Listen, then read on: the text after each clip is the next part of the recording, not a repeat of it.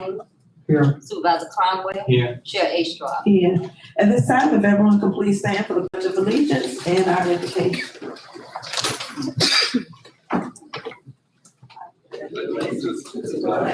Of the United States of America, and to the republic for which it stands, one nation, under God, indivisible, with liberty and justice for all. At this time, I would ask that everyone please pause for a moment of silence while we ponder on unity and service, community remembrance, mindfulness and decision-making, and gratitude for our community.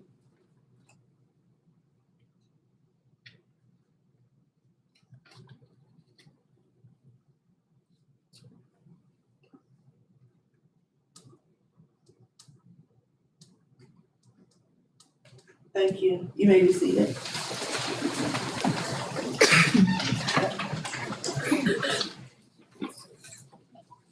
At this time, can I get approval of our agenda? Chair A. Straw, staff recommends that we add or make the following amendments to the agenda. Under item number 7, items with appointment, staff recommends to add the following. Letter C, 2026 general property reassessment update. Mr. Pearson from Pearson Appraisal Services is here to provide an update. Staff also requests under number 10, new business, remove B, fire program funds. Staff recommends having 2 board members and county staff to discuss fire program funds with the respective fire departments. Can I get a motion that we approve agenda as amended? I move we approve the agenda as amended. Second. Has been moved and second that we approve agenda as amended. All those in favor of the roll call vote? Supervisor Brown. Aye. Supervisor Kane. Aye. Supervisor Conwell. Aye. Chair A. Straw. Aye. At this time, can I get a motion for the approval of the consent agenda to include the approval of minutes, budgetary matters, and warrants, and also to include the amendment of our January's minutes to reflect the comments of Mr. Kane?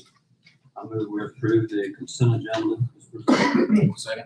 Has been moved and second that we approve consent agenda as presented. All those in favor? Steve, I do want to say this. I think we'll add to what we did when we did for the raise. I pulled this up.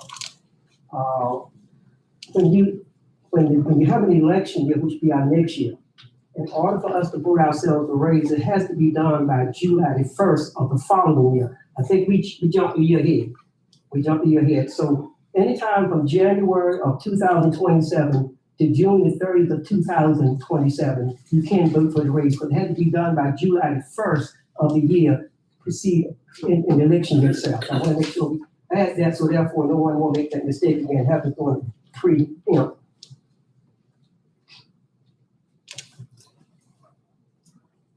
Can I get a motion? Well, Albert, it's been made and second. Can we get a roll call vote, please? Supervisor Brown. Aye. Supervisor Kane. Aye. Supervisor Conwell. Aye. Chair A. Straw. Aye. At this time, can I get a motion to go into public hearing? So moved. Second. Can I get a roll call vote? Supervisor Brown. Aye. Supervisor Kane. Aye. Supervisor Conwell. Aye. Chair A. Straw. Aye.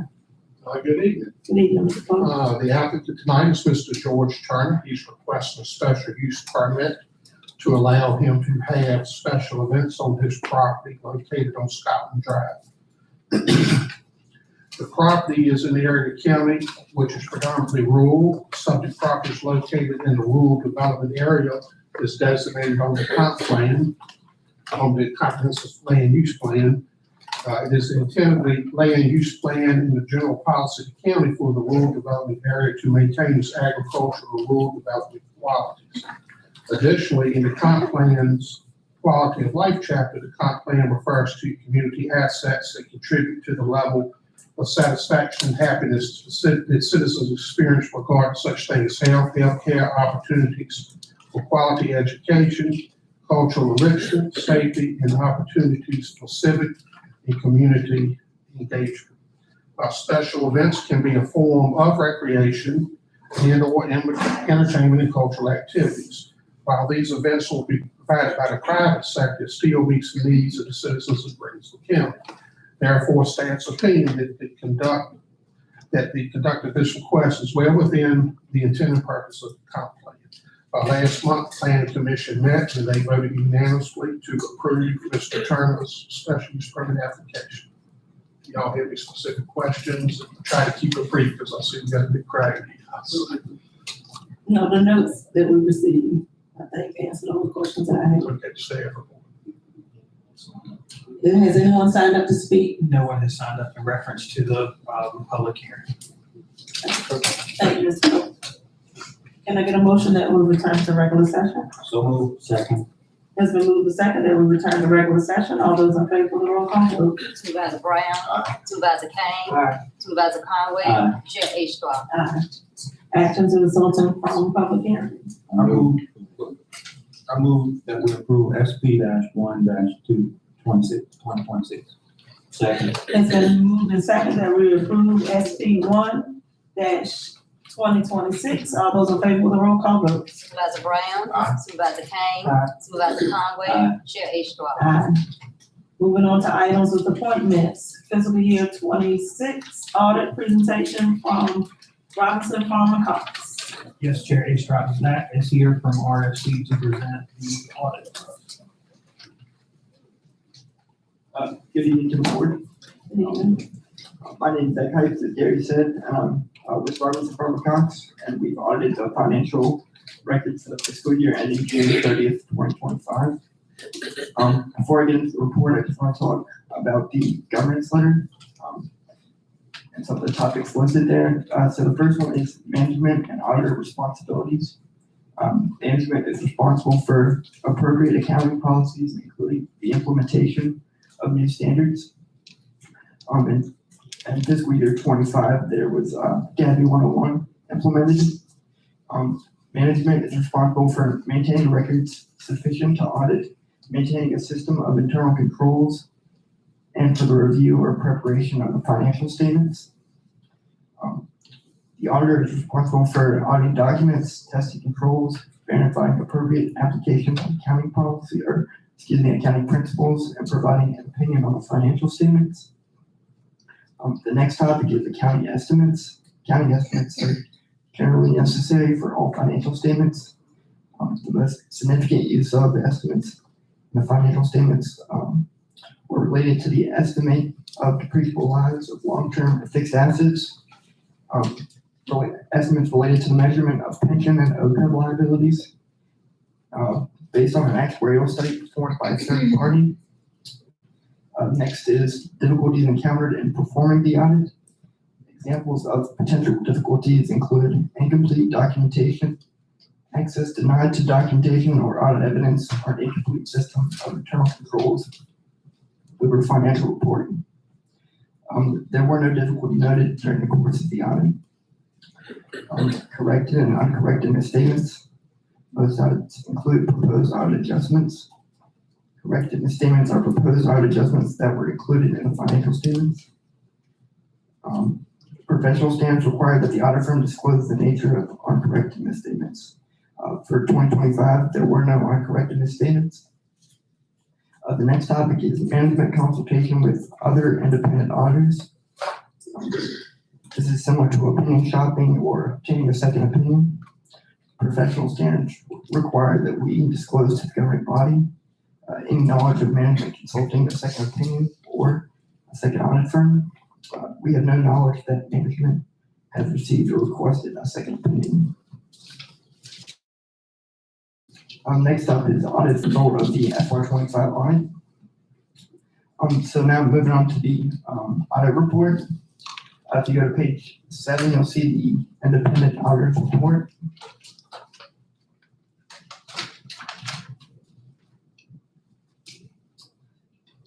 So this is, here we've got, the first is 3 reports issued by our audit firm containing this document.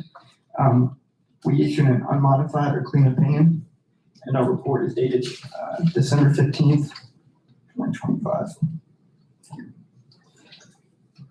So moving on to page 23.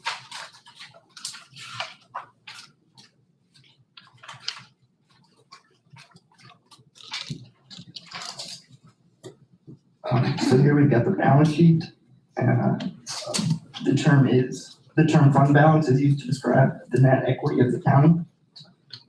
Total fund balance of the general fund, for 2025 was about, 23.3 million.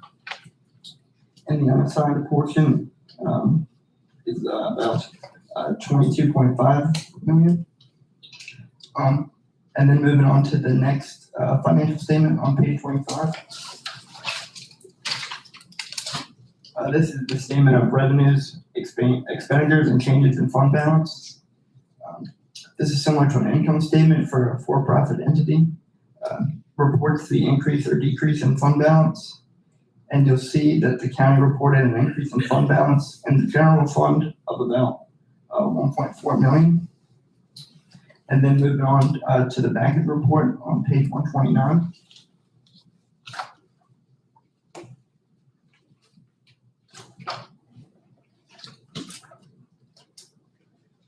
This is the independent auditor's report on internal controls over financial reporting. This report is a required compliance report for governmental agencies. And this report, if applicable, would describe any significant deficiencies or material weaknesses in internal controls and processes over financial reporting. For fiscal year 25, no significant deficiencies or material weaknesses were disclosed. And that concludes the end of my remarks. I'm available to answer questions if there are any questions. No, I just thank you for your report. This is one report that I look out for every year, and I'm glad to say that we are being good stewards over the county's money, and that's what I look for. Thank you. This time, is anyone present from VDOT for road matters? If not, board members, please report any road matters to Mr. Pope. Next, the reassessment update. Yes, Chair Strop. Mr. Pearson is here with Pearson Appraisal Services to provide an update on the 2026 general property reassessment. Thank you very much. I'm Fred Pearson. We have mailed notices of the reassessment. They were mailed on February the 23rd. Most people can expect about a 60% increase on the homes. We started the hearings. Today was the first day. I think things went pretty smooth. March the 13th is a very important day. It's the last day to call to make an appointment. I would advise anybody that has any concerns, please call no later than March the 13th. 2 weeks later, or around March 27th, we hope to get the change and no change the results of the hearings. That's pretty much for the reassessment. They do have another appeal, and that's to the board of equalization. Gary, do you know when they might be, or have y'all discussed that yet? We are working on setting those dates, so we'll have those published soon. That'd be good, but that's the second step. The board of equalization is 3 property owners here in the county. If that answer any questions? Sir? I said, with where we at right now, as we make some changes, I'm getting all kinds of phone calls. Yes, sir, the larger your increases, the more calls you're going to get. This is not unusual. This is the 4th county I finished this year. Actually, so far it's been one of the mildest ones. But when people get large increase, they think the taxes will go up 60%. Normally what happens is, yes, your assessment goes up, but your tax rate goes down. I tell most people they can expect a small increase. I tell them it shouldn't be major overall, but I don't know what the tax rate's going to be, but that would be my, what I see happens with other counties that I do assessment work in. We use the same 67% and increase the body of the real estate by 6%. I mean, that. Your tax rate now, I think, is 62. 67. 67? Yeah, I would say your tax rate's going to come down. Now, what it's going to come down to, I don't know. It's going to offset most of that, but it takes a certain amount of money to run the county off of. That's why I tell people they can expect an increase. It probably will not be major. But that's my opinion. They'll know for sure whenever you set the tax rate.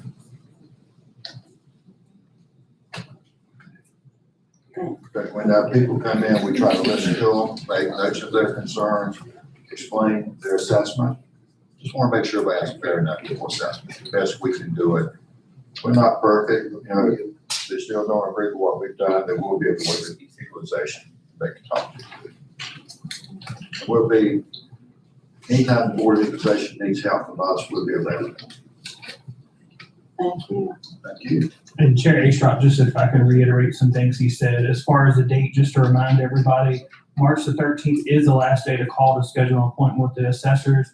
Myself, along with another staff member, sat in on the assessors appointments this afternoon and this morning. They go very quickly. They're set up for 15-minute time slots per parcel. So if you do have some concerns, the notice that you have, as well as what's been posted on Facebook, has a website you can go to. You can download your property card. I encourage you to go look at your property card and take a look at it. You can look at the square footage, you can look at the lot information, and then you can request to meet with one of the assessors. Like I said, it was a very quick process. It was only about 15 minutes. Some folks finished quicker than that, and as Mr. Pearson said, Pearson will send out updated notices within 4 weeks, and then you will have a chance, if for some reason you still want to appeal, you can appeal to the Board of Equalization. So those dates will be posted soon on our website and on the Facebook page. So you can sign up for an appointment with the Board of Equalization if you're not happy with the outcome of the assessors. But I do encourage you all, anybody who has some concerns, to sign up, because it was a very quick and easy process once you set for your appointment. And also, as a reminder, as you all mentioned about the tax rate is currently 67 cents per 100. Each year during the budget process, you all will adopt the tax rate. And this will give you all an opportunity to look at an equalization rate to adjust that tax rate down when we go through the budget process. So we'll have, as you're aware, we'll start the budget meetings in April, and then that's the time we'll discuss that tax rate and look at the equalization rate. Thank you. Thank you very much. Thank Have a you. good evening. Thank you. And this time, citizens, Before we go into citizens' comments, if I could just take a moment.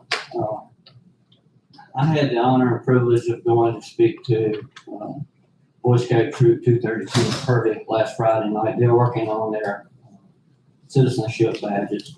And part of that is them attending a government meeting, and some of them are here tonight. I'd just like to recognize them. If you're Boy Scout, please stand up. Thank you all for being here.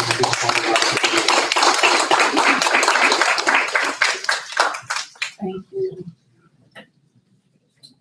Chair Astrop, citizens' comments are an opportunity for you to share matters of interest to you with the Board of Supervisors. During citizens' comments, the Board of Supervisors do not engage in dialogue nor respond to questions from the speakers. In the back of the room, there's a sign-up sheet for citizens' comments. Citizens should sign up if they wish to address the Board of Supervisors. There's a 3-minute time limit for each speaker, and that time will be strictly enforced. If you have a question, staff will make note and respond later. Please be sure that your comments are civil and that they do not defame or disparage individuals or groups. Before you begin speaking, please state your name and address for the record. Ms. Jackson will keep time with the clock. First one on our list is Monica Robinson.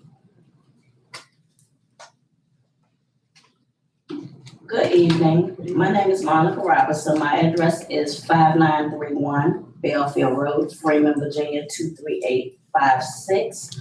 I'm a line dance instructor for the Dancing in the 4 through 4 line dance group in Emporium, where we have classes at the Washington Park Center on every Tuesday from 6 to 8 p.m. Besides the 4th week of the month, we have it on Thursdays from 6 to 8. I'm coming before the board this evening asking that the Washington Park Center remain under the present leadership of Mr. Willie Gillis Jr. and the Washington Park Association staff. Mr. Gillis reached out to me when I posted last February regarding starting a line dance class in Emporium and advised I could use the center. This Wednesday, March the 4th, will be actually 1 year that we have been line dancing at the center.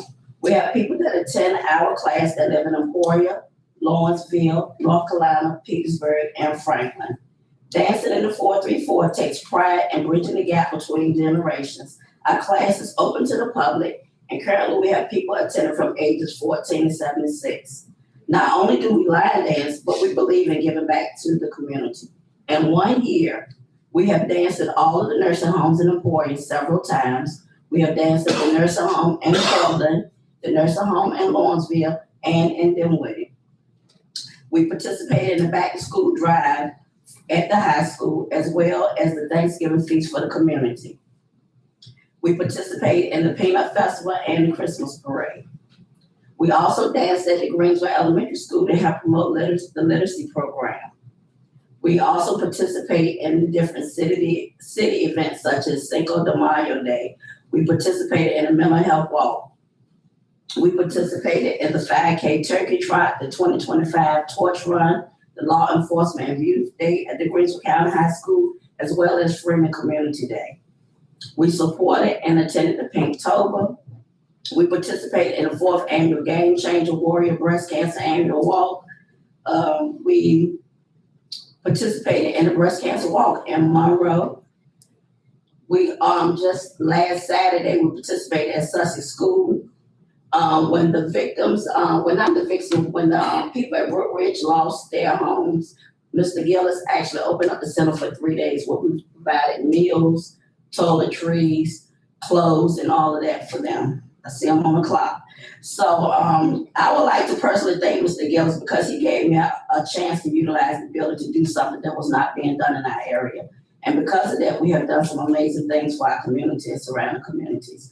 So I thank you all for giving me the opportunity to speak before you, and I hope you take my request into consideration. Thank you. Thank you. Sharon Adams. Good evening. Good evening. My name is Sharon Adams. My address is 390 Bowen Road. I live in Emporia, Virginia. It's for district. However, the reason I'm here today, first of all, I want to thank you for giving me the opportunity also to speak. And I'm the co-instructor with Ms. Robinson.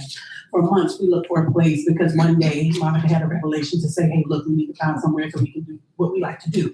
So the nurse in me, nothing made me happier than to have some form of exercise for the community because we all know that we get stuck into that sedentary thing and it keeps us from getting up, moving, doing those things that we're supposed to do. While Monica is speaking to you all about the activities and those things that we participated in the past, however, I want to bring to your attention, and I don't know how much you all know, about the Community Advisory Board. The Old Dominion University merged with Eastern Virginia Medical School because they wanted to bring research to underserved communities. So as far south as Skippers, Virginia, as far east as Westmoreland, as far west as, I don't think there's somebody right now doing some things in Danville, but we have like the mayor of Brunswick County. When it comes down to being able to do good work, I don't know what you all know or understand about the RAM clinic, the remote area medicine clinic, when they bring healthcare here to the underserved community, free services, because we all volunteer. The actual remote service can provide services for patients even if they're not directly in front of you. You know, we have telemedicine, we have virtual visits. We have all these ways now to make sure that patients can receive healthcare. However, the Community Advisory Board serves to bring attention and awareness to those areas where we know that folk in the underserved communities often don't have opportunities to participate in research.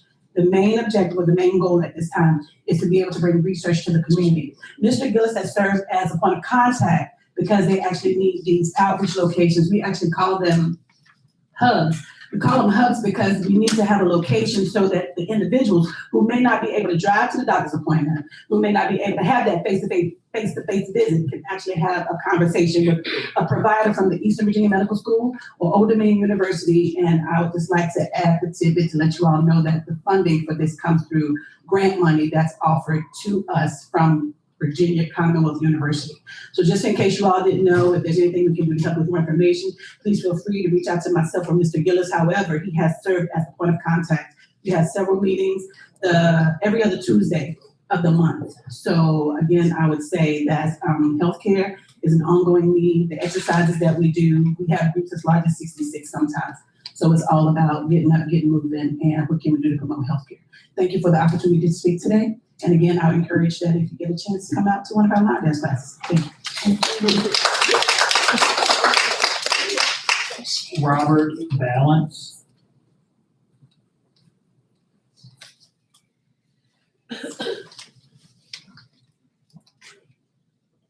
Good evening. Robert Balance, 122 Chapman's Ford Road, Emporia, Virginia, 238. I listened to your financial report and I answered some questions, but you have a surplus of 1.4. The budget has gone up like you said, the assessments have gone up. If you are constantly raking in more money than you need right now, and you have more than you need to spend, the equalization rate should go down. And you have an opportunity that most people wouldn't see. Everybody's sitting here talking about where to spend the money and how it goes and all this, and that's great. We're gonna talk about that later. I don't like coming to meetings and I don't like talking in public. I've been here almost 10 years, lived in the county almost 10 years. But this has got me kind of worked up. So if you have the opportunity to bring the rate down, rather than take that opportunity and squander it by getting more money that you obviously don't need, because you're obviously in surplus already, why don't you force the property rates down and draw business and everything else here that you've been complaining that you can't get to come here, that we've been saying we've been needing for the last 10 years, because I listen to people talk. So rather than try to make a land grab or money grab, whatever you want to call it, I don't really care. You should take the opportunity to lower the rate down to what it needs to be. Equalization means it stays equal to what it is now. So again, you say a slight increase, and I listen to Pearson, and yes, I'm one of the ones that set up an appointment to appeal it. I plan to. I expect it to go nowhere, like anytime you deal with anybody in authority. That's generally the way it goes. They'll listen to you, they'll sympathize with you, and then they'll say, you know, it is what it is because this is what property values have done and whatever. I get it. But at the same time, you have an opportunity, don't squander it. That's what I would like to say to the board. If you are going to do something, lower the rate, make yourself attractive to the area, rather than being the place that people drive through and are known as a speed trap. Because that's what everyone knows us for. I mean, do something with the opportunity. If you're gonna do something with the opportunity you have. Don't waste the time. I started to come in here and, you know, go score shirts, and I said, that's not gonna help anything either. But if you have an opportunity, don't squander it. So then I thought about, y'all live here too, so why go all nasty about it? It's no sense in it. But what I have to say is don't waste your opportunity. That's all I have to say. Thank you.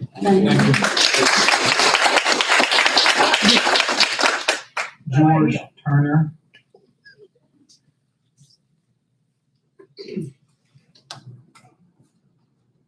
Good evening. George Turner, 1073 Pleasant Shade Drive in Port, Virginia. I really don't have anything to say, so I'm gonna be quiet. Okay? Okay. Thank you. Randall Turner.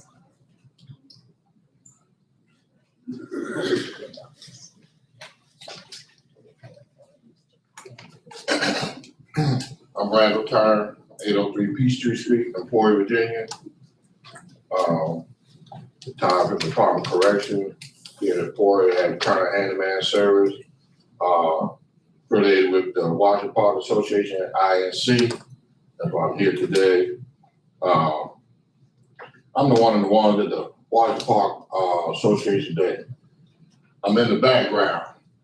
Old people heard woman, but I'm in the background, making, as you said, like you said, the dancers doing, putting the boots on the ground, making things happen around in the inside. I'm a CTE director. I'm the manager of the building, the safety officer of the building, and I volunteered as there every Wednesday. Been there ever since we've been open. My day was Wednesday. I was there. I had car shows for the Brady community were in. We did give away, like I said, beds for the public. We've done that. We did so many things.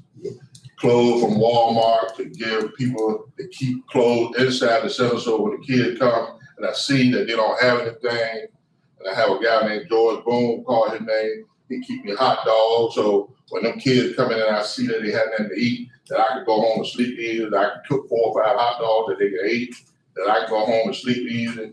And it's been real comfortable to me, knowing working in the prison system, knowing that I could try to save a child, save one that won't go in that prison system. I was in the prison system for 30 years, retired chief security. I seen a lot. I worked mount security. I worked death row. I was over at the big SAG unit here in the Park of Virginia, Greenville County. The people don't know it. But like I said, we had 2 other people that worked beside me. We had all of us on the team, on the board, that what I see, that was that we should be a team. I might don't like liver, but I eat gravy off the liver. You know what I'm saying? I don't like liver, but I love that gravy off. But you gotta work together, people. And that's what this is about. But the main thing it's all about is them kids every single day. That's right. To take the Washington Park have not renewed this contract, to me, is it will really hurt me. But I'm still not gonna stop to do what I can for the kids, I guarantee you. But I would love to keep on because we got so many things that we haven't even started, feel like, to generate for the Washington Park Community Center. People that fail to realize the Washington Park Community Center is not Washington Park, it's for Emporia Greenville. Right. That's what the center is about, and a lot of people get upset about it. It's for Emporia Greenville.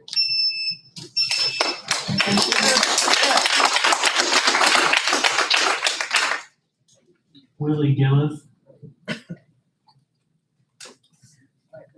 Good evening. Good evening. It is indeed a wonderful evening. I thank everyone for all those comments. And Washington Park Center is indeed a place of refuge. A place of refuge, a safe haven for kids. And it has been that way for 5 years. So I've been in your guys' building, and like I said, the last time I was before you, I talked about some things that we're going to do. Now I'm going to talk about things that we've already done. The first of the year, we received our TRIA grant for $60,000 for after-school programs. And that is in motion right now. And I have Dr. James who will talk about it in action. We also slated for the MEAC trip to Norfolk, Virginia. We have 105 kids signed up for college readiness on-site admission, and they were getting free scholarships, and they're preparing. They have their transcripts. They're going to present them to all the MEAC schools, and also they'll get an opportunity to see a great basketball tournament and be close to one of the most beautiful institutions in America, Norfolk State University. What a great day. So that's a big event for us. 105 kids that have never been to the MEAC tournament, they'll be available with, and they won't have to pay a dime. It's free of charge. Nothing that we're doing costs kids any money. After that, we had a great situation yesterday. We started 3 AAU teams yesterday. 2 girls, and we're going to have 2 boys, 1 girl. This is the first time we'll ever have a girls team. So that's awesome. And we have a new partnership. We partnered with Top Hand to make sure that we are advocating for everyone. This is a county-wide, employee-wide organization that's inclusive of everyone. So not only will the kids be able to play, but also be able to train at Top Hand where it usually was a cost. Now, because of the partnership, it won't cost our kids a dime to go to Top Hand and work out. That's an awesome feature. And just today, we just partnered with American Legion 151 on Main Street to have our new financial literacy program slated for adults, to teach adults how to get their credit back in. Dr. James will talk about that. We had a leadership workplace took here in January. We had a prayer breakfast, was a big hit with Representative Earl Kane, the Elks Lodge AAU sponsor. Elks Lodge is our community partner. We started our jacket program, in which I have on today. You come out and do 50 hours of community work, you get a jacket. Ain't that a wonderful thing? We have a partnership with Old Dominion University, Virginia Health, Starlink, and we are proud of all the work that we're doing. We're proud of everything that we're doing, and we look forward to continuing it for the next, not 5 years, but 10 years. And the last thing, we were a safe space for fire victims, as Monica said, and I would like to thank the 434 dancers of the work they did. So thank you all for the work they did for the fire victims. Terrence Washington.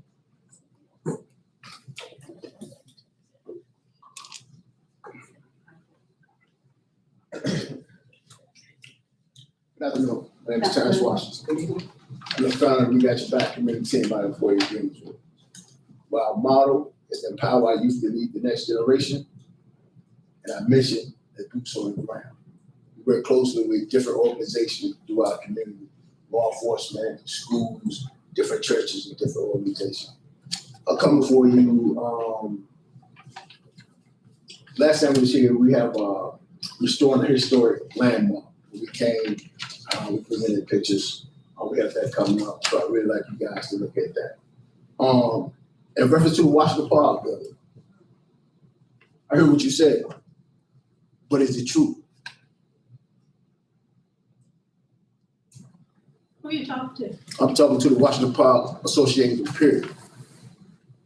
We have reached out, we'll continue to reach out. If you guys are for all the community and the youth, let's make it known and let's make it safe.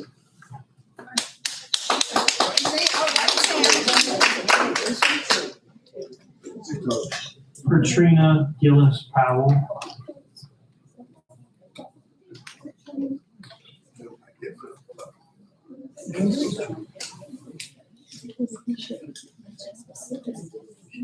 I'd like to present this to everyone.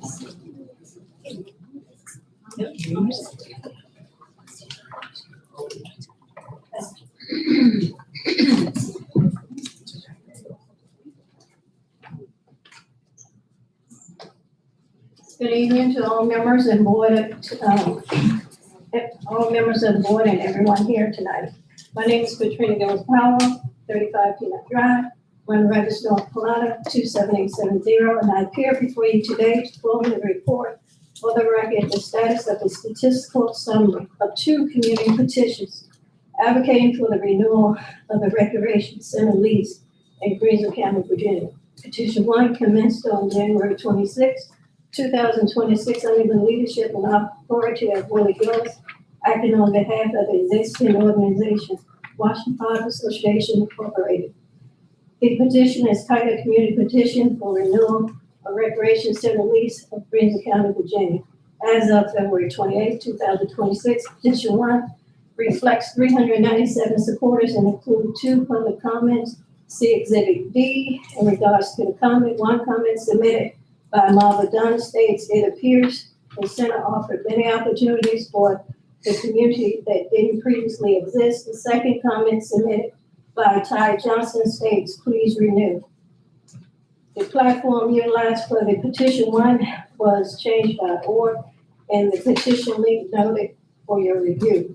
In regards to petition 1, the electronic signatures representing the 397 supporters have been compiled and are enclosed in spreadsheet format. Exhibit C, pages 1 through 9 for the purposes of review and verification. Petition 2 began February 6, 2026. Also in the directives of Willie Gillis and gathered an additional 25 supporters in favor of the same petition and cause. These petitions were, this petition was posted on moveon.org. Enclosed for your review are 7 pages of documentation, which clearly indicated 25 of 100 signatures have been collected.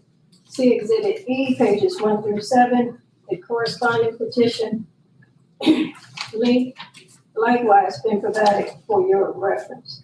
Members of the board, I respectfully ask that you take into careful consideration that the existing program have been operating at the venue currently at stake. The loss of this location without a suitable alternative site places the organization in this community serving program at significant risk of disruption and discontinuation. For these reasons, I urgently urge, I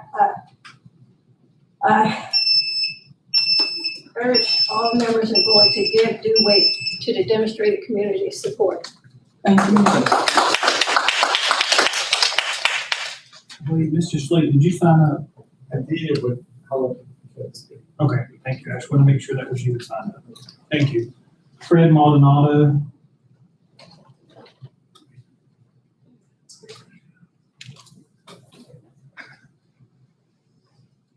Good evening, board members. Thank you for this opportunity. I want to speak today about the upcoming election, April 21st, with early voting starting March 6th. In 2020, a constitutional amendment was approved by a majority of the Virginia voters, also known as Article 2, Section 6A of the Constitution of Virginia. A Virginia Redistricting Commission was established to convene in 2020 and every 10 years thereafter for the purpose of establishing districts for the U.S. House of Representatives, the Senate of Virginia, the Virginia House of Delegates, pursuant to Article 2, Section 6 of the Constitution of Virginia. In Virginia, redistricting commissions successfully put an end to partisan gerrymandering of the Virginia legislature districts for the U.S. House of Representatives, the Senate of Virginia, the Virginia House of Delegates, thus creating compact, contiguous districts. The Virginia General Council called for a special election, a special session during the last week of October 2025. The purpose, a constitutional amendment that would amend Article 2. This is in contrary to the goals of the Virginia Redistricting Commission. The Virginia General Assembly passed House Bill 1384, which would force a vote on a constitutional amendment that would allow the Virginia General Assembly to redraw the districts that were approved in 2020. I tell you that the proposed district, which we are currently District 4, would include Pittsylvania County, Danville, Halifax, Mecklenburg, Brunswick, Dinwiddie, Greensville, Sussex, Southampton, most of James City County, and the cities of Emporia, Colonial Heights, Petersburg, Hopewell, and Williamsburg. This in no way constitutes a concise district for us in the 4th district. I would encourage the board and all of Emporia and Greensville County to vote no on April 11, or if they vote early, vote no on March 6. Thank you. Thank you. Thank you. Dr. Mark James. Good evening, good evening. Good evening. While I don't have anything official written down, I can speak from the heart. My name is Mark James. I represent Urban Trauma Healing Institute, where we have a footprint from your city here in Emporia, all the way up to Richmond, Virginia. We have done a lot of significant work in the Big Six in Richmond. Those are the Big Six projects. In Richmond, we primarily work with vicarious healing for those that work with our young people. Also, we work with our young people that are in the communities that need it. And we also provide financial literacy. We believe that you can't help our children unless you help the parents. Matter of fact, one of the issues, there's 4 different financial literacy and home ownership through NACA events that I want to do in the community, and that we want to do at Washington Park, that we have to try to either reschedule or find a different place until further notice. I do want to say this because I kind of got the feeling as soon as I walked in, the heaviness. Hurt people can't heal people. So we have to make a decision if the young people truly are at the center of this situation. Well, Mr. Gillis has done an excellent job. Through Mr. Gillis, I've been through every one of your schools, from elementary to the high school. And I can tell you from the teachers all the way down to every student, to the students that I've forgotten about in your suspension program that come to school with nothing in their hands and sit there all day doing nothing. This city needs to heal and our students need to heal. So we can't take away from the therapeutic work that is happening. For 2 years, I've been coming here and I've been training teachers in the middle school, the high school, on vicarious trauma. Okay, we're trying to make sure that your teachers have home ownership, that the students that go to your school, their parents have home ownership, and not only have home ownership, have financial literacy. That is what builds trauma, when people can live in a city and don't own anything. We have to change that. Mr. Gillis has brought me here, and he's brought me here for a reason. To move anything from Washington Park is to say that you've placed the importance of the lives of young people in the backseat. And if the backseat is familiar, then that's something I don't want to be a part of.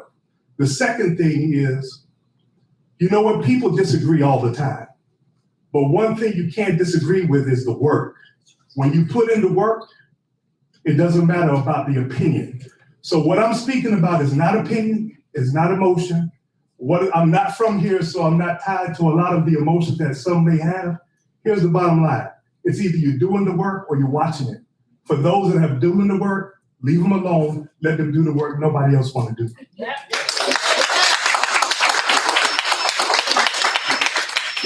That concludes those who have signed up for citizens' comments. Thank you all that have comments and spoke tonight on citizens' comments. Moving on to old business.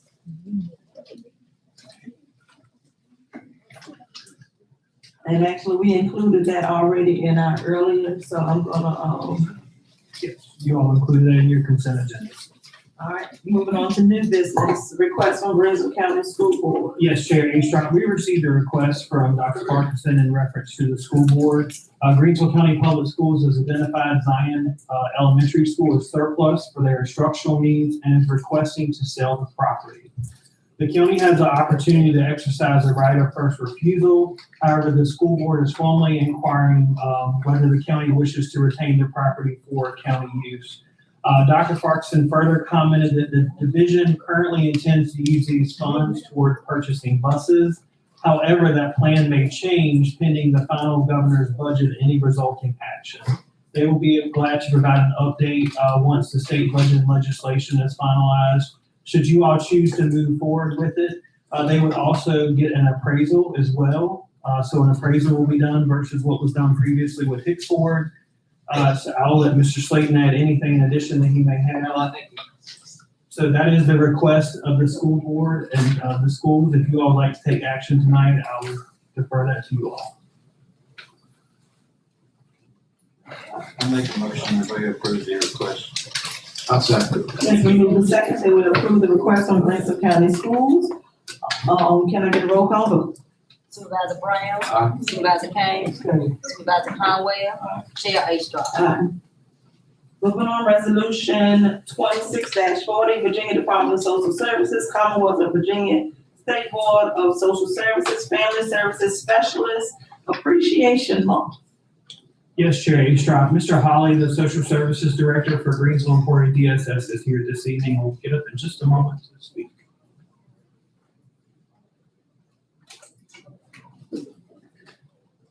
Nobody wants to say that. Good evening, Madam Chair, and members of the board, Mrs. Slate, Mr. Cypress. I come in here again this month. Last month, I got the opportunity to share in our benefit programs appreciation month. And as you guys know, benefit programs deal with determining eligibility for all of the many different programs that our citizens may need. This month focuses on what we call the services side of the house. These are your child protective service workers. These are your adult protective service workers. These are your in-between workers, any myriad of things that our citizens need. And I think it is so important that we honor them as well. With me this evening, I have two of our distinguished staff members. And they work really hard when they don't necessarily have to check out. They still was working anyway. So, we just come on over. These are the people that are on call. For many that may not know, social services is one of those areas, along with some of our emergency services, that have to be on call 24/7. So myself and the service workers on call all the time. And so I just count it an incredible honor to speak well of them. And we have a resolution that is before you. And I guess I will do the honors to read them, unless one of our distinguished board members would love to read it for me, but I will do the honors again. They're smiling. But before I do that, I just want to publicly praise Ms. Bobbitt and Ms. Powell for their great work. If we could just put our hands together and just thank them for all of their work. And if they would like to, they say no, don't do that to us. All right, you guys. All right, so here it goes. Whereas the State Board of Social Services recognizes the investment and the commitment of Virginia's, public child welfare workforce, which includes local Department of Social Services, Family Services Specialists. They work to preserve safety, support permanency, increasing the well-being of children and families who have handled over 30,000 completed child protective services referrals, supported over 4,000 active in-home cases, transferred custody of over 500 children and youth to relatives, placed over 600 children in kinship homes, achieved reunification of over 700 children and youth, and the adoption of over 1,000 children, youth from foster care, and gave numerous support and aid to our growing age population. And whereas the child welfare workforce experiences high exposure to secondary trauma while performing daily job duties and responsibilities, requiring support to address vicarious trauma, recognition of their successes, realistic ways to maintain work-life balance, and agency climate and culture that promotes retention and best practices. And whereas local departments of social services play an integral role in supporting Virginia's child welfare workforce in partnership with state and local partners, communities, and jurisdictions. And whereas family service specialists provide ethical public services, respect human dignity, demonstrate personal integrity, promote professional excellence, and are responsible for the application of current policy and guidance. Now, therefore, be it resolved on this second day of March 2026, the Greensville County Board of Supervisors does hereby recognize March 2026 as Child Welfare and Family Services Specialist Month. Be it further resolved that the Greensville County Board of Supervisors does hereby call on all local communities to recognize the many contributions made by those who advocate and serve many of our most vulnerable citizens, and call attention to the continued need for a specially trained, highly educated, and well-supported family services workforce. We additionally call upon all Greensville County citizens to join in acknowledging their public service contributions. Thank you very much. Thank you so much, and thank you for the work that you all do on a daily basis. And I know it's a lot of work because I still have a lot of work to do. So thank you so much for all that you do.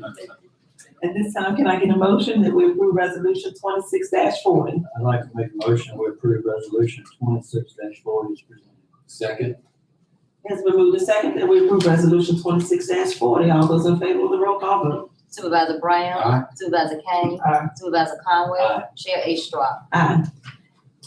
Thank you. Thank you all. Thank you all. Have a wonderful night. Next, holiday schedule for Greensville County collection sites, Greensville County landfill, and Greensville County enforcement. Yes, Chair Eastrom, in your agenda packet, you have several attachments. Generally in the past, the holiday schedules in which impacts the collection sites, landfill, and transit, they're generally closed on 4 days throughout the year: New Year's Day, Independence Day, Thanksgiving Day, and Christmas Day. We have before you the proposed holiday schedule, and you see they're pretty much the same with the addition of New Year's Eve for the collection sites on Thursday, December the 24th. And then all collection sites will be open on Saturday, December the 26th. So we can go through and approve these one at a time. I'd make a motion to approve them all as presented. Okay, that works for me. And I second. Has been moved and second that we approve the observed holiday calendar for all locations. Can I now get a roll call vote? I'm sorry. Supervisor Brown. Aye. Supervisor Kane. Aye. Supervisor Conway. Aye. Chair A. Strong. Aye.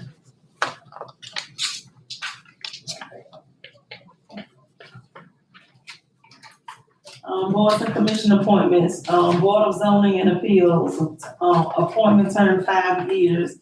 The previous appointment was Mr. L. Allen Little, and his term will expire February 28th of 2026. I move that we continue with Mr. Allen Little. Second.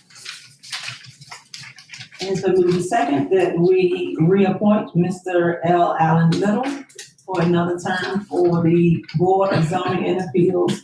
All those in favor of the roll call vote? Supervisor Brown. Aye. Supervisor Kane. Aye. Supervisor Conway. Aye. Chair A. Strong. Aye.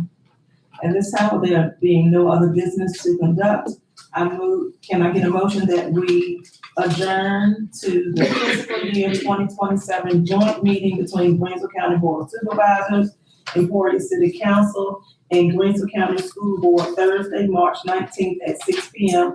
at the Golden Leaf Commons. So moved. Second. It's been moved in second that we adjourn. All those in favor of roll call vote? Supervisor Brown. Aye. Supervisor Kane. Supervisor Conway. Aye. Chair Ashcroft. Aye.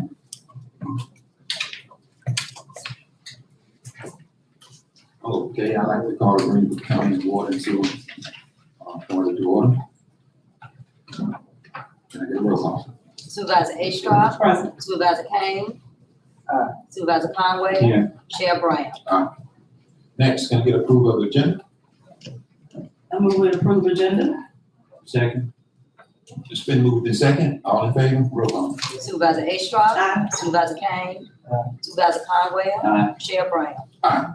Next, can I get approval of the consent agenda, which is approval of the minutes and warrants? I move we approve the consent agenda as presented. Second. Been moved in second. Roll call. Supervisor Ashcroft. Aye. Supervisor Kane. Aye. Supervisor Conway. Aye. Chair Brown. Aye. Next, we have no items of nothing. Old business none. Next, we have new business resolution WS-26-7.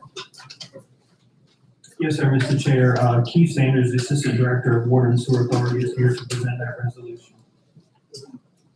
Good evening to the board. Thank you for having me. Resolution 26-7.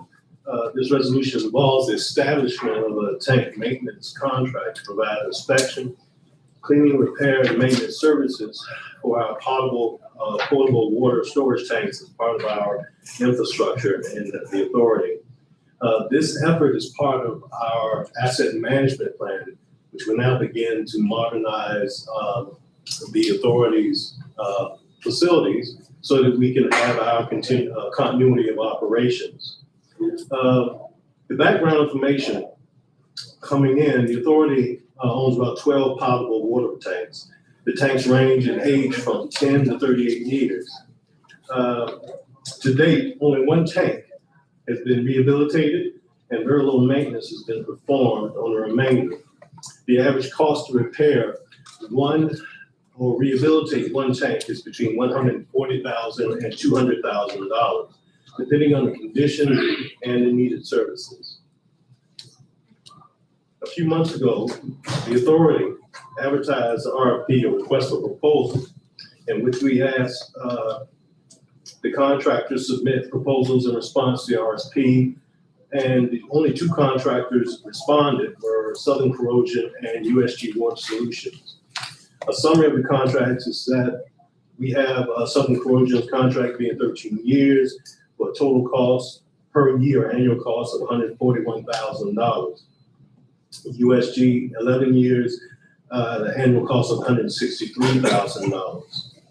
We, after going through the programs, we had a review committee consisting of Gary Cyphers, myself, Brian Mosley, Tamika Green, and Mr. Pope. We rated both proposals, and there were a total of 55 available points from our system. We determined that the Southern Corrosion program represented better value. Again, I mentioned that one tank is between $140,000 to rehab, and their program covers all 12 of our tanks. And in 1 year, the first year, they're going to be rehabbing 4 tanks. So it represented a better value.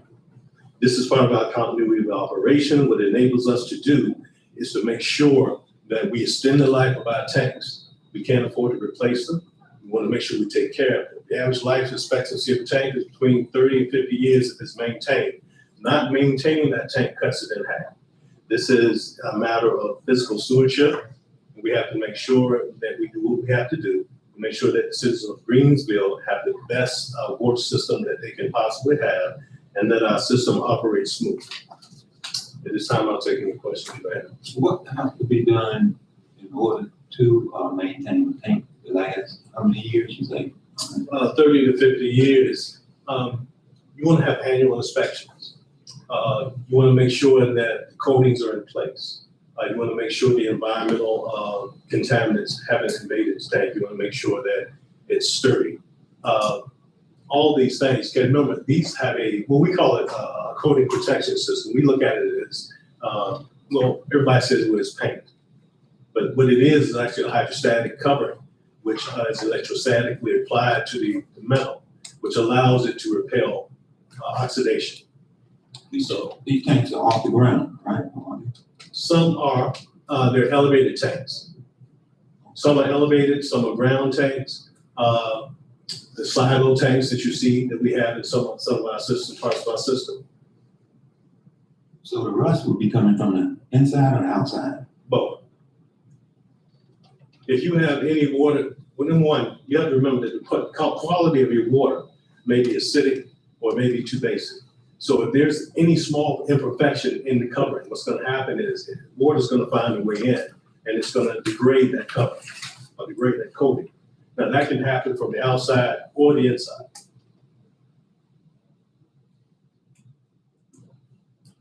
So when you see that, what repair can you do? You see the rust, I mean. Well, those things then, as you would do, what would happen is they would come in. They would normally sandblast. They would then recoat. It was done in a hydrostatic coating, where basically you have electricity applied and the coating's applied. If there's anything having to do with needs to be replaced, if there's anything that needs to be repaired, welded, that's all covered.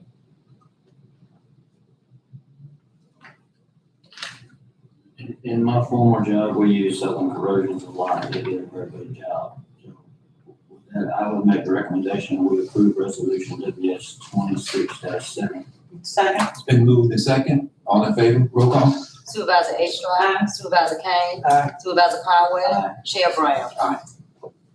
Next, we have resolution WS 26-8. Okay, resolution 20-26-8 involves the establishment of environmental services contract to provide groundwater monitoring and reporting services, as well as toxicity analysis for the Jared Water Plant, Effluent Lagoon, and the Jared Wastewater Treatment Plant. The Greensville system operates both the Jared Water Plant and the Jared Wastewater Plant. Both permits for these plants require us to monitor groundwater and report. The authority has previously contracted Lavella Associates to conduct this monitoring. That contract has expired and must be reissued. In addition, in August of 2025, DEQ issued a warning letter stating that the most recent toxicity test from the Jared Water Treatment Plant Lagoon waste effluent exceeded permit limits. The authority's response stated that we plan to retain an environmental consulting firm in order to discover the origin of this lagoon's issues. Now, this is not affecting the potable water system, but rather the waste lagoon. And we want to make sure that that toxicity level is under control because it goes into the Nottoway River, different creeks. Now, the authority subsequently advertised or put an RFP out requesting submittals and proposals to perform groundwater monitoring and reporting of the Jared Water Plant and wastewater treatment plant, and also toxicity analysis of the lagoon's effluent. There were a total of 6 responses, and of those 6, after review, the selection committee felt that the Lavella consultants that are contract that they offered basically the most complete services. Actually, after reading through them, what we found is that Lavella was the most exact or the most detailed in their plan. When we looked at the plans, we looked at different things, what their qualifications, what would be their approach in approaching the problem. Now, I should mention again that Lavella was the one that we'd already contracted to handle our groundwater monitoring. And in the time that they've had that contract, we've had absolutely no issues. They have gone over and beyond what they needed to do to make sure that we were in compliance with environmental laws and regulations. Now, as far as our toxicity report, they have presented a very concise and comprehensive plan. That plan also, we felt, was similar in pricing to what the market would brook And they took a stepped approach in toxicity where step one would be a site visit and a review of the data. And we would only go to step two, tasks 2 and 3, if necessary, because they believe they may be able to quickly discover. So rather than burden the county or the authority with a large bill, their approach was, let's see step by step what could be causing this problem, and if we discover the problem, that's as far as we need to go. And also gives us the ability that if we have to go any further than that, to come back to the board and say we discovered this issue, we need to go further because we want to make sure that we're spending the county's money wisely. After reviewing the proposals, the authority is recommending that the board conditionally award, subject to negotiation, approval of contract terms by the authority's attorney and the assistant director, the contract to provide groundwater monitoring and recording services of the Jared Water Plant and wastewater plant to the Labella Industries, as well as the toxicity analysis of the lagoon effluent. Do you have any questions? And Chair Brown, as Mr. Sanders mentioned, we use them before to do all of our monitoring, and we also use them as well as landfills. We've had an excellent relationship with them. Anytime if there are any questions or concerns, they're able to assist us with DEQs. The staff request that you all approve. I'd like to make a motion, we approve resolution WS 26-8 as presented. Second. Been moved and second, all in favor, roll call. Supervisor Ashcraft. Aye. Supervisor Kane. Aye. Supervisor Conwell. Aye. Chair Brown. Next, we have Little Shallow Baptist Church. Okay. The Little Shiloh Baptist Church is located on the Otter Dam Road. When they come to us with a unique situation, they're asking the authority to replace a disconnected 3/4-inch water supply line that was installed originally with a 2-inch water supply line to increase the volume of the water available to the church. Shiloh is also requesting that the authority basically support all or part of the cost of this replacement. In 2016, the authority, through a contractor, installed a 3/4-inch water line for Little Shiloh. It was located at 36 Otter Dam Road. The installation was paid for funds received by the authority from a grant. The installation of Shiloh's water line coincided with the installation of the 16-inch water line along Otter Dam Road. Now, Shiloh asserts at the time that the water line, since the time the water line became active, it was unable to supply adequate pressure or volume. They also assert that a 2-inch line or commercial line should have been originally installed instead of a 3/4-inch line. And they've attempted over a number of years to resolve this problem and working with the authority. Now, due to continued problems the church has had with their water supply, eventually the 3/4-inch line was discontinued and the church returned to its well water supply, which is the Windsor. So Shiloh is currently a non-monthly authority customer who pays a monthly flat fee, but uses well water. This project requires a 2-inch bore on the Otter Dam Road, installation of a 2-inch water line, supply line, and a new 2-inch meter. The total cost of the program is a little over $11,000, which should be in the package that the board received. Now, as Shiloh asserts that the 3/4-inch line was incorrectly sized and was not able to supply adequate water pressure. Proper sizing, of course, depends on the number of fixtures and a number of different things and can be properly assessed by a licensed engineer. The current county code considers a church an assembly building, and their lines would be sized as commercial, would be 2 inches, 1.5 to 2 inches. However, at the time the Little Shiloh line was installed, county code only required a 3/4-inch. So therefore, the authority did not vary from any standard of construction. That was just the code at that time. So therefore, even though a larger line would have provided more flow, the authority did not vary from the applicable standards. But in order to look at being equitable in this situation, what we're asking to do is our goal is to provide safe and reliable drinking water and sewer services to citizens. What we're asking to do is to give us the opportunity to go and take a negotiated approach and see what we can do, working with the cost of this issue. We have to be very considerate and understanding that what we do with how we reserve this issue, how we resolve this issue is going to affect how we resolve this issue in the future. We can't, as a county, as an authority, of course, we can't afford to replace everybody's water line when they have a problem. But if we take a negotiated approach to see what we can do, and our rules and regulations do allow us to negotiate rates. It allows us to negotiate costs. There may be some issues where, or some items where, of course, we could negotiate down and look at cost-saving matters. I believe that this would be a better approach, and it would have the church accomplish what they need to accomplish, as well as maintain the proper precedents that we need to set as an authority. I'm gonna speak to that because I think I've been involved in this for the last 19 years that we've been going through this process. One of the things that they've always made us a request for the last 8 years I've been sitting here, it was to come on one side of the road to come and hook up to where the needles is sitting on the other side. That's been their greatest request because they wanted to put the 2-inch line. I don't think they have a major call from running that from that back to the pump. They've already agreed to pay for the pump. They have no calls. They won't pay for the pump. And anything else, once we get to the pump, I guess lead over to the church. They have no calls for that. But the biggest call of this is the 2-inch line. We've been up there when you've been up before.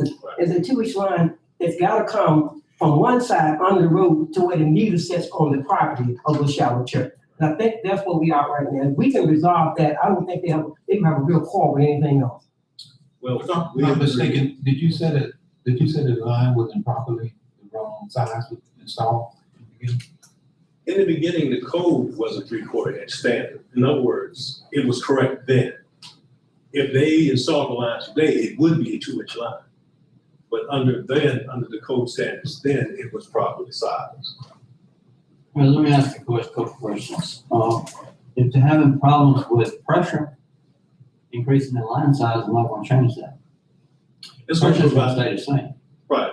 Actually, the biggest problem they're gonna have with pressure is the distance that it covers.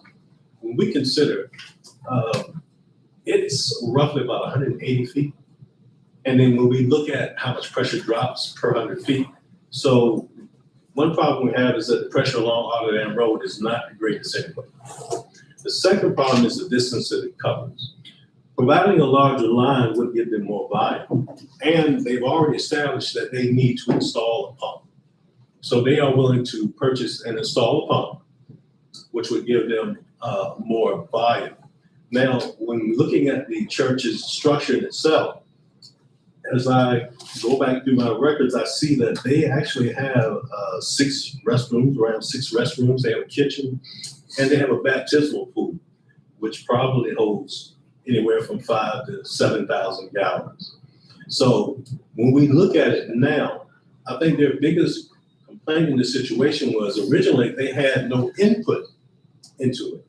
And I can sympathize with that. But also from the authority standpoint, what was done by code at that time. So what we're trying to do is establish a system where we can go in and essentially negotiate and find a way that we can try to accommodate all parties, trying to make sure that Little Shiloh has water available to them as a citizen of Greensville, has what they need, but also remain fiscally responsible to the authority. So this proposal for $11,000 is to bore under Otter Dam Road. That's just to save the 2 lanes that are down there, not the existing, because it was initially 4 lanes through that. Right. How much of that would be bored through? And where would the meter be located? The meter would be located at the same spot where the 3/4 inch meter is now.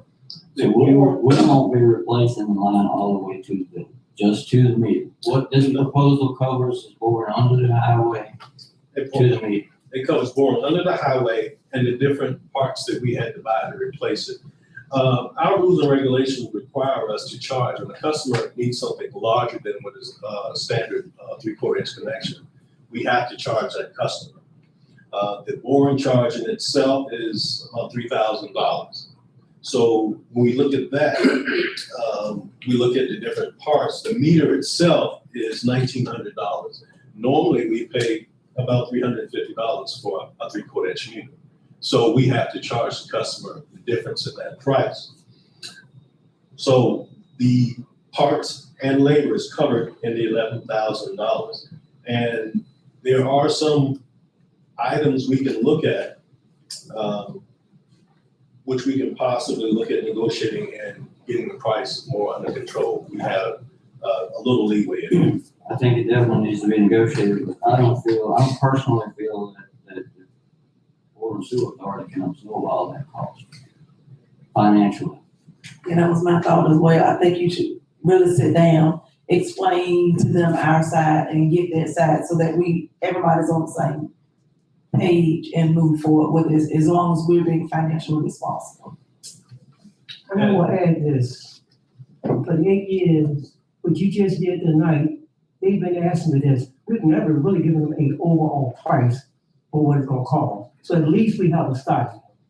Absolutely, and what we're simply asking is just as Ms. Astrop stated, the opportunity to sit down and negotiate. Obviously, we can't approve anything, this is up to the board's purview. But once we've started there and negotiated and have something that's agreeable to everybody, then we can bring this back to the board and see perhaps, is this an agreement we can live with? So you're saying now that the code has changed and it's 2 inch? Right. When did that change? How long has that been? I can get that information from you. That would have to come from buildings. I talked to Kevin Canfield, and at present, the church would be considered an assembly building and will require a commercially sized line. At that time, as all around the county, what you'll see is their standard was 3/4 inch. So you have a lot of churches or large buildings that have a 3/4 inch. Now, if they were constructed and it wasn't a grant situation, I imagine the facility of the church itself would have had a lot more input. And we're right now just trying to basically rectify this problem the best way we can, be fair to them, and yet be fiscally responsible, because we obviously can't afford again to replace every water line. So we're gonna defer this to, I would like to defer it until we get. Yeah, until we get more information.